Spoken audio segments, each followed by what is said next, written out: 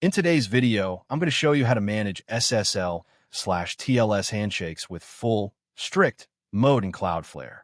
First, log into your Cloudflare dashboard and select the website you want to secure. Next, click on SSL/TLS from the left-hand menu. In the Overview section, locate the SSL/TLS encryption mode settings. Select Full, Strict from the available options. Full, Strict mode ensures that Cloudflare not only encrypts traffic between visitors and Cloudflare, but also verifies that your origin server has a valid SSL certificate installed. This provides the highest level of security and helps prevent man-in-the-middle attacks and certificate-related issues.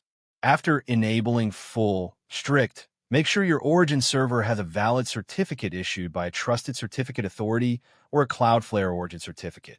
Once the setting is saved, Cloudflare will begin enforcing strict certificate validation during SSL/TLS handshakes.